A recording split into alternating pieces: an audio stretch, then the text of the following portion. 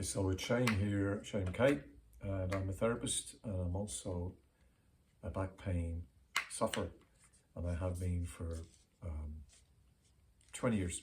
And I am just getting over a bout of sciatica, so I just want to talk a bit about it.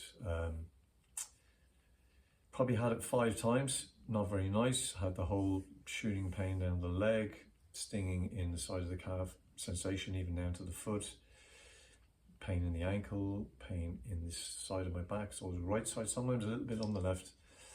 And yeah, it's a difficult journey to be on, but not being on it before, and this is not the first time, so not that it gets any easier. It's an unwelcome companion. And people say, well, you're a therapist, so you know what to do. So yeah, I do know what to do, but that doesn't mean it still takes time. It doesn't diminish the pain. And sciatica is a bit like a slow train. It starts to take off, and you feel it, you sense it, and it's very hard to stop it once it gets going.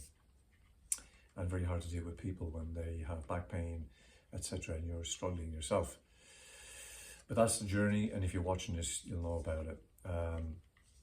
So probably about 15 years ago, I was diagnosed with 3 bulging discs, 1 slightly bulging, which that was the cause of the sciatica, L2, L3, L4, L5, now S1, and it can be quite debilitating. And yes, so I am now, this is going into the 5th week. I was lucky enough that the start of the sciatica coincided with a holiday, so I could go on holidays and not worry about work, which was good. Still have to get on a plane, still have to carry bags, still have to do stuff with 2 young girls, kids, you know. Was able to get in the pool a bit and relax, so that was great. And so the first week or 2 just kind of resting, taking the usual Diphene, a bit of paracetamol. But now 3rd week into rehab, and I'm getting on top of it, but still, like anything, if you've had sciatica, it is one good day, one bad day. You do a bit too much, you feel it. You have to bend 1,000 times before you get confident that it's okay to bend, because that's where you can feel the pain. You bend, you might not feel anything, a couple of seconds later you feel it. Burning sensation down your leg, pain at night, can keep you awake. And yeah, so look, it's a difficult journey, and if you're on it, I'm with you. I know all about it. But I'm doing rehab now, and I'm trying to perfect some exercises, and I'm hoping as they work on me, I will be able to put them together to give to you, and I'm going to start doing videos and post them. But yeah, it's a very difficult subject to really understand, because we have non-specific lower back pain. What does that mean? Basically means 90% of the population can suffer with back pain at some stage. They can have reoccurrence of back pain, sciatica if it's a bulging disc. And because now we live in a sitting world, a driving world, that it seems to be that it's more common. So 100 years ago, there was less of it, it seems, because we were using our body as a unit, getting up, moving every day, walking every day. And the 2 people I have to say that I rarely see in my practice are builders and farmers. And that's because they're working and using their body as units. I think I've seen 2, maybe 3, if I really think about it. So that speaks volumes.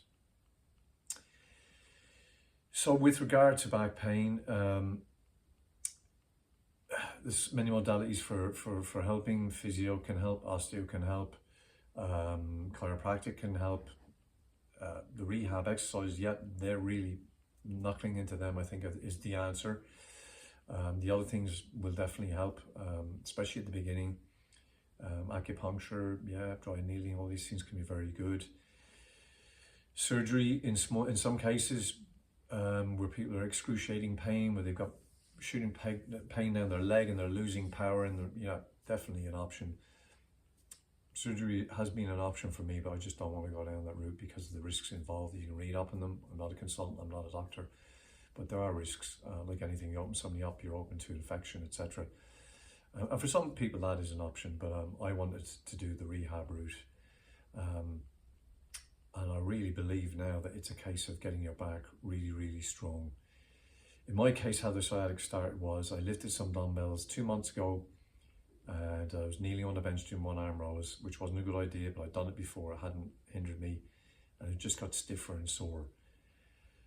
Then hopping into the car, driving my daughter to the dentist, I seen the dog running behind the car.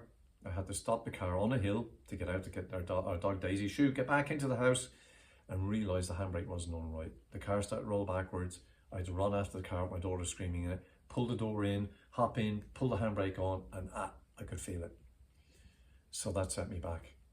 And these are the things that life can throw at you, and it will throw lots at you, and especially in a bending world, which is what we are. So a key component, I believe now, if you have a history of back pain, is really drilling into getting it as strong as you possibly can. And I think you don't need to do it. I don't think you need to go to a gym. There's specific exercise you can do at home, and you may need a few pieces of equipment.